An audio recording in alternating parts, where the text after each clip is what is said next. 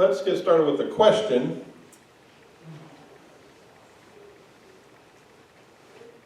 I didn't bring my clicker up here.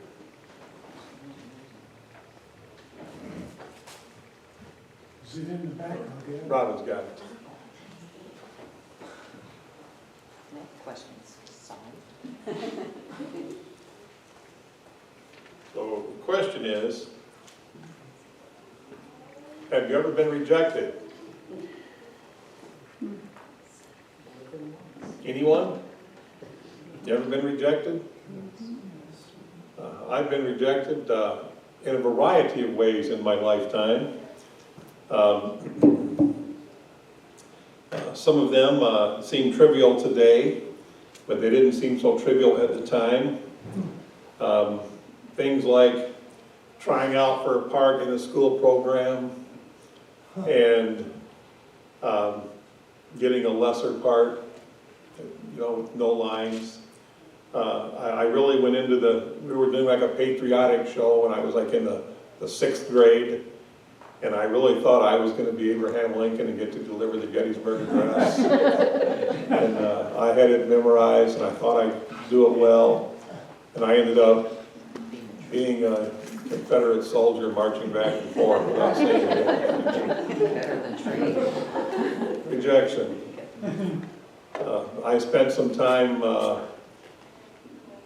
as a freelance writer,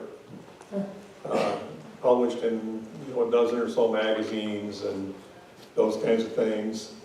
And that process means a lot of rejection. For every one of those published articles, you're rejected multiple times for other articles, and the same article by other publications, and so on and so forth. You feel that. There was a time when I asked a few different girls on dates and didn't get those dates. Rejection. I applied for a job in high school, and I can remember really thinking that I had the job sewn up. And then the guy called me and said that he, and then he named a friend of mine, were the only two that had applied for the job, and that we were really almost identical. And he said it literally, and he said, I don't mean this figure, it literally came down to, I sat at my desk and flipped a coin. Wow. And Terry got the job. Rejection. So, we've had it in a lot of different ways over the years, some good, some bad. Another question is it desirable or undesirable to be rejected? Do you like it? No. Do you hate it? We don't like rejection. And so I want us to kind of have that in our mind as we move forward. Now I want to move on to some background for the scripture passage we're looking at today. Some background. This is in a time in Israel's history when, after leaving Egypt, Israel entered a time of God rule via the judges and or the prophets, and Samuel was the last of those. Does that background sound familiar? Yes. I shared exactly the same background last week when we looked at 1 Samuel 8, 1 to 22, because we needed to know that about what Samuel's going through. And in talking about that passage last week, I highlighted one lesson from that scripture passage, and that was the paradox of God in control. We asked the question and dealt the whole time with the question, why is that a paradox? What's paradoxical about God being in control?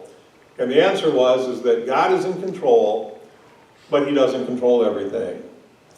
And so we grappled with that and talked about the implications of that and all that it meant, and how it explains how a lot of these bad things that happen aren't God's will, because even though He could be, He relinquishes control over so much that we do. We get to make choices, and we often choose against what God would have us to choose. And He lets us get away. Well, someday it catches up to us, but He lets us make those choices that we don't. Well, Today I want to look at the same passage, and I want to highlight a different lesson that I think is also relevant. So let's go back to 1 Samuel again, chapter 8, verses 1 to 22. The same story that we looked at last week. We're going to talk about some different implications of that story.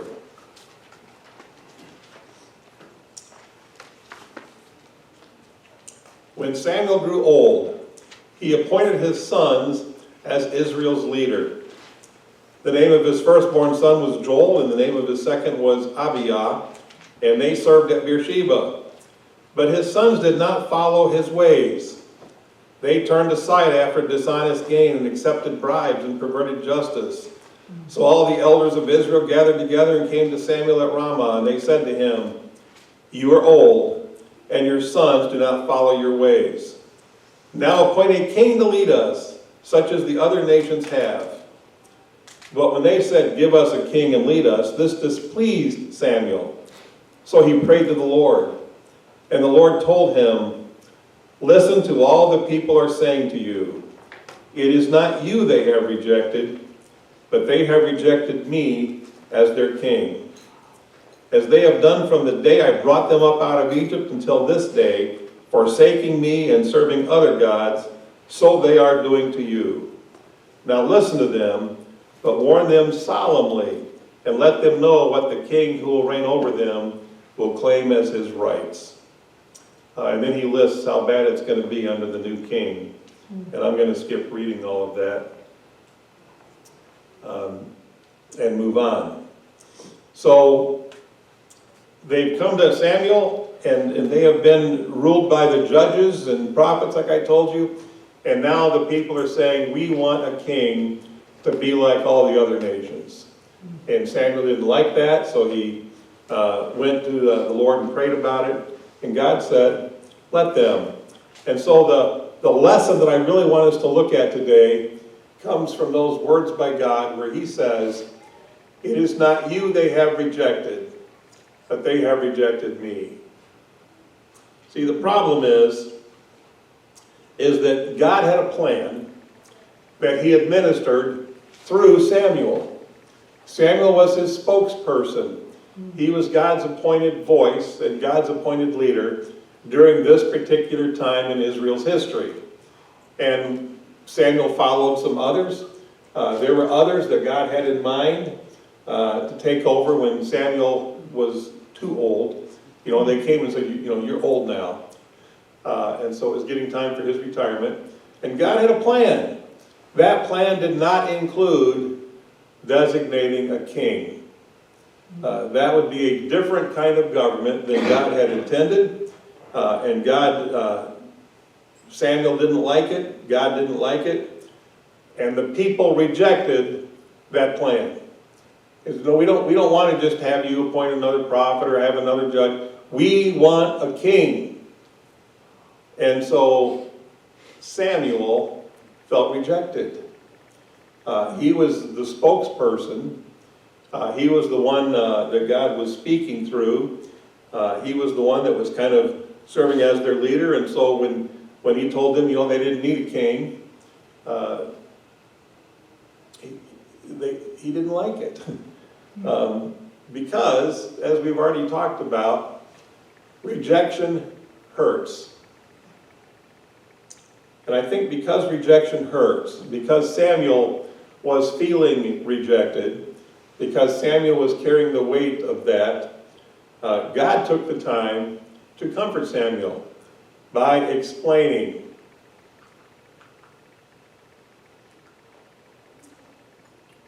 And the explanation was, the original, "It's not you, it's me." Now we hear that in other terms. It's most famously in all the sitcoms and movies where there's a breakup going on. And the person doing the breaking up always says, "It's not me, it's not you, it's me." That's why you have to break up. But God's telling him, it's not you that's being rejected by the people.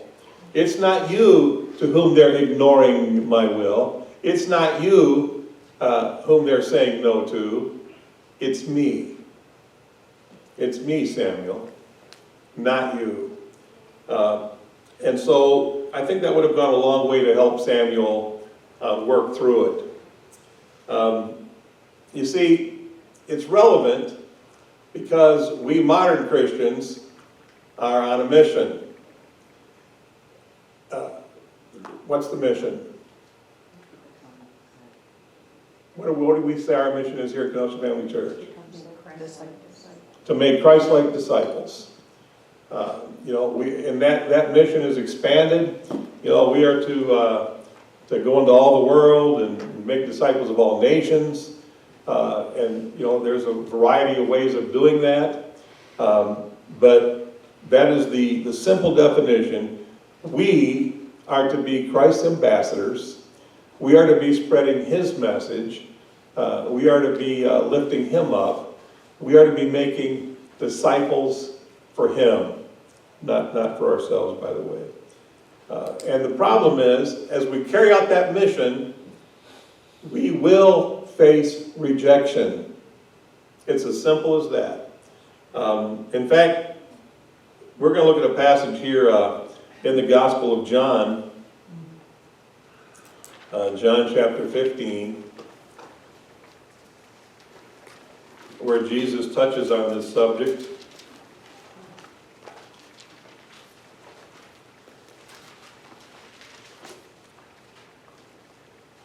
Verses 18 to 21. He's talking to his current disciples at that time. John chapter 15, verses 18 to 21. You ever see a promise box? Some Christians, you can buy them from Christian bookstores and online. And it's a little box, and it's got like a little deck of cards, like business cards. And everyone has a promise from the Bible. And so every day you pull out one, you read the promise, and you can be uplifted by that. This passage never made the promise box. You won't find this promise in those promise boxes. Beginning with verse 18. If the world hates you, keep in mind it hated me first. This is Jesus talking. If you belong to the world, it would love you as its own. As it is, you do not belong to the world, but I have chosen you out of the world. That is why the world hates you. Remember what I told you.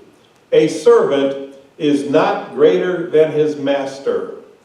If they persecuted me, they will persecute you also. If they obeyed my teaching, they will also obey yours also.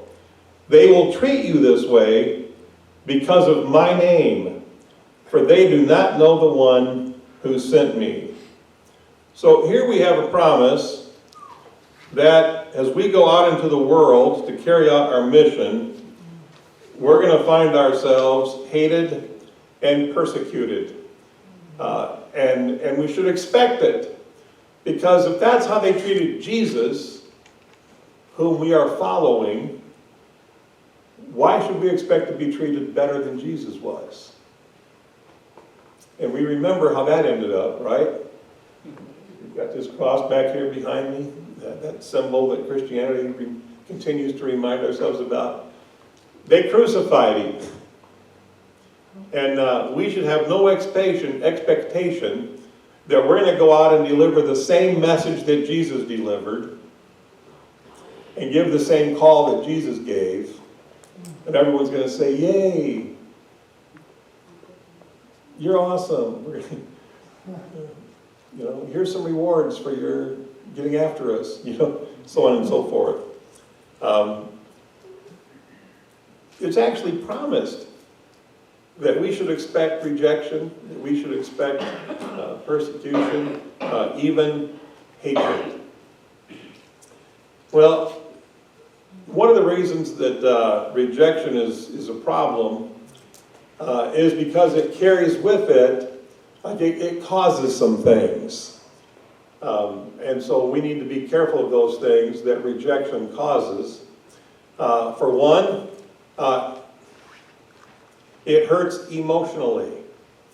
When you're rejected, we talked at the beginning here, how does it make you feel? It makes you feel bad. It hurts. We are emotional beings. Things that happen that are nice make us feel good. Things that happen that are bad make us feel bad. And so our emotions kind of follow along with the way we're being treated sometimes. Which, by the way, is why you shouldn't let your emotions make decisions for you. Your emotions are going to be all over the place because that's how we're made. So don't let your emotions guide you. It is discouraging. I'll go back to my time as a fledgling freelance writer. You send an article off to a publication, and they send back, no thanks. And you send it to a different publication, and they send back, no thanks. And this goes on for a while. It's hard to send it the next time. You think, why bother? Why even try? I've got one that got published in a nice publication, a lot of circulation. Before that, I had 17 rejection letters. It was hard to send it the 18th time. I'm sure glad I did. It's discouraging to be rejected.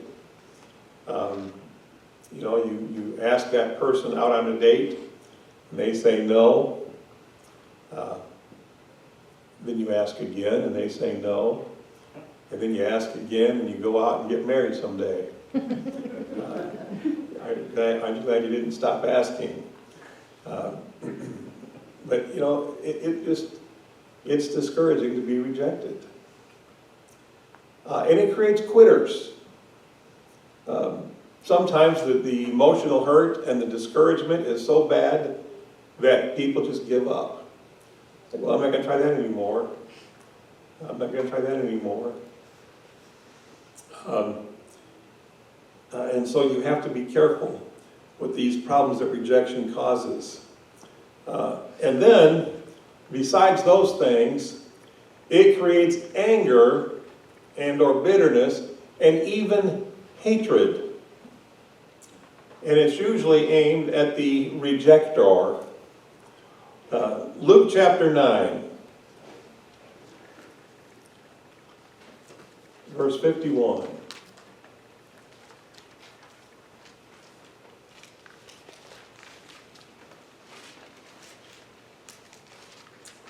Jesus and his disciples are traveling. They're on their way to Jerusalem. They've been on the road for a while. Picking up this story there in verse 51. As the time approached for him to be taken up to heaven, Jesus resolutely set out for Jerusalem. And he sent messengers on ahead who went into a Samaritan village to get things ready for him. But the people there did not welcome him because he was heading for Jerusalem. There was a lot of animosity between Samaritans and Jews. When the disciples James and John saw this, they asked, "Lord, do you want us to call down fire from heaven to destroy them?" But Jesus turned and rebuked them. Then he and his disciples went to another village. So there they are. They're on their way to Jerusalem, and they're traveling. Jesus' disciples, and he's going to teach them, and he's going to train them in Jerusalem. And the Samaritans, well, if he's going to Jerusalem, we don't want him here. We don't want him. And so Jesus is rejected by the Samaritans of that village. His disciples, and knowing everything that I know about his disciples, they weren't just thinking about Jesus. In their minds, their association with Jesus, what's happening to Jesus is happening to them. You reject Jesus, you reject John, and you reject Peter and James, so on and so forth. So they hear that they've been rejected by the Samaritans, and their immediate go-to suggestion is, "Lord, You want us to call down fire from heaven to destroy them? They immediately turned against those who rejected them. They thought that it was a good suggestion, or they wouldn't have asked. I believe when they asked the question, they fully expected Jesus to say, yeah, let's greenlight that idea. Go ahead, let's teach them a thing or two. Let's go Sodom and Gomorrah on them. You know, fire from heaven, come down, we'll wipe that village out, that'll teach them to reject us. The problem is, we can kind of make that same inference. We go to someone, invite them to church, and they say, sure. And then Sunday morning comes, and you're waiting for them to come through the door, and they never show up. And then you ask them again, and they say, sure, and then they don't show up. And then you ask them again, and they say, I don't think so, I'm busy that day, and so on. So you asked a person half a dozen times, and ultimately you realize they've rejected you. The temptation is to now be angry at that person, to now be bitter towards them. And instead of, you know, I love them, therefore I want them to come to church and get to know Jesus, it becomes, Lord, time for you to teach them a thing or two. Lord, you know, lightning strike time. You know, teach them a thing or two, you know. And instead of wanting to help them, you're not all that against hurting them. You may not want to be blatant about it, but that bitterness and hatred creeps in. And there's supposed to be people that we love and care for. Remember the story when the disciples were, they spent a day evangelizing and feeding them, or not feeding them, but they were about to feed them. And they said, Lord, it's getting late, send them away so that we can eat something. And Jesus says, you give them something to eat. And the reason it says he said that is because Jesus looked at them, and instead of seeing an abusive crowd who were just lingering and wanting something out of him and being rude about it because it's getting late and they're still there, Jesus looked at them and said, these guys are like sheep without a shepherd. And he felt compassion for them. Instead of being angry at the way the crowd was acting, he had compassion on them. And that's how it ought to be with us. When you invite someone to church half a dozen times and they reject you, and maybe even at some point they belittle the fact that you go to church yourself. They tell you it's a waste of time and why do you do that and this, that, and the other. The temptation is to get angry with them and to grow bitter against them and even to let hatred creep in. Well, like Samuel was told, we have to remember it is not us they've rejected, but they've rejected God. It's not us. You know, we can't take it personally. When you try to share that, maybe instead of just coming to church, you directly share the gospel, and they reject that gospel. It feels personal, but it's not personal. It's God they're rejecting. And guess what? God still loves them. God still loves them. You know, even during the crucifixion, if you remember the story, Jesus is being nailed to the cross, and he cries out, Father, forgive them. Think about that. If Jesus can yell, Father, forgive them, while they're nailing him to a cross, then what's that say about someone turning down your invitation to church? We ought to be able to love them anyway, and maybe we need to change tactics, maybe we need to, slow down and then come back again a little bit later. but we should not reject them back. We should never reject them back. We should feel the same attitude.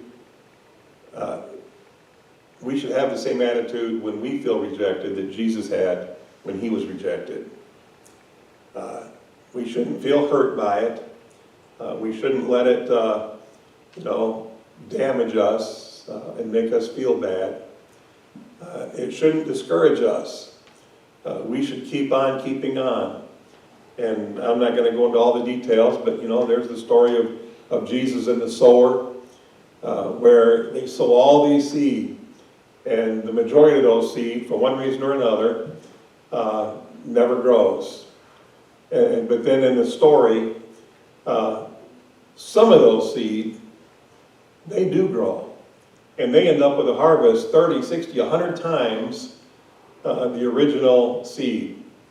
And so, the gist of the story is a lot of the seeds you sow, a lot of the gospel sharing that you do, a lot of the church invitations that you give, a lot of those are not going to come to fruition, but some of them are going to really take off. Amen. And they're going to make a huge difference in someone's life. And that's what it's all about. So don't let the rejection be a discouragement. Absolutely, you don't want to quit. The discouragement will make you want to quit, but don't give up. Some years ago, when we were still in the gymnasium across the street, we decided to have like a community party. It was going to be a gift to the community and help us to introduce ourselves to the community. And so we had these fancy, like multi-page, if you've seen some of Kim's homemade invitations, you know what we're talking about. And we had like 250 of them that we hand-delivered to the closest 250 houses to the church to come to our game night at the gym. It was going to be all kinds of gym activities and free food, luau style, and we had high hopes. And we had the event. Guess how many of those 250 households showed up? 0. We had our church family, and a few of us had some personal family or friends that came. But out of the strangers, the 250 households that we invited, not one came to that event. Was that event a total loss? Well, no, because as it turns out, some months later, for example, Rita came to church. Well, how did you hear about us? I got this invitation to a party a few months ago. There she is, sitting here today. Years later. Years later. Don't quit. That didn't pan out the way we wanted it to. We've shifted some of our strategy, but we still invite people to come, and we still have events and parties, and I'm going to give you a save the date before the service is over about a summer thing. And then lastly, don't get angry, and absolutely don't grow hateful. Look at the people who reject you like sheep without a shepherd, and have compassion on them. Don't give up. Keep trying. And someday it will pay off for the kingdom. Let's pray.